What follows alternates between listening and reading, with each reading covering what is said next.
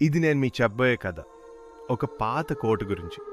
ఈ సంఘటన జరిగింది తెలంగాణ మహబూబ్ నగర్ అడవుల్లో ఉన్న ఎవరూ వెళ్ళని ఒక పాడుబడిన ఫోర్ట్లో. ఈ కోట గురించి గ్రామంలో ఒకే మాట చెప్తారు: సూర్యాస్తమైన తర్వాత ఆ కోట దగ్గర కూడా వెళ్ళకూడదు.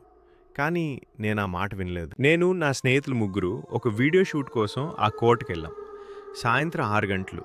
చుట్టూ అడవి, మొబైల్ సిగ్నల్ లేదు, పక్షుల శబ్దం కూడా ఆగిపోయింది. అప్పుడే ఒక వృద్ధుని మమ్మల్ని చూసి అన్నాడు: రాత్రయ్యేలోపు వెళ్ళిపో, లేదంటే మీరు బయటికి రారు.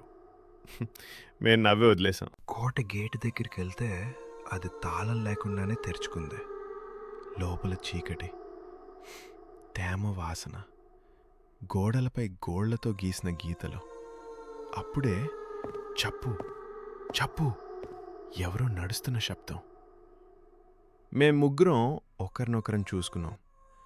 ఇక్కడ ఇంకెవరో ఉన్నారు. ఒక రూంలోకి వెళ్ళగానే గోడ మీద రక్తంతో రాసిన మాటలు కనిపించాయి: ఇక్కడికి వచ్చినవాడు ఇక్కడే ఉంటాడు. అప్పుడే ఒక చిన్న పిల్లల నవ్వు. కానీ అక్కడ పిల్లలు లేరు. నా వెనుక ఎవరో నా పేరు పిలిచారు. నేను తిరిగాను. ఎవరూ లేరు. అప్పుడే నా స్నేహితుడు అరవడం మొదలుపెట్టాడు. అతని కళ్ళు తెల్లగా మారాయి. అతని నోటి నుంచి వేరే గొంతు మాట్లాడింది: 100 ఏళ్ల క్రితం ఈ కోటలో మమ్మల్ని బతికేలా పూడ్చారు. అప్పుడే నాకు అర్థమైంది, ఈ కోట ఒక సమాధి.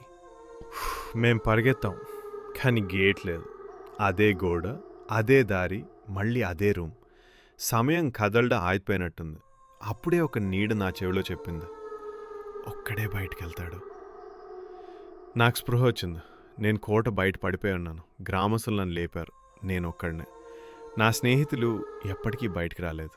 కానీ అసలు భయంకరమైన విషయం ఏంటంటే, ఈ కథ చెప్తున్న నేను నిజంగా బయటకు వచ్చిన వాడినేనా, లేదా కోటే నన్ను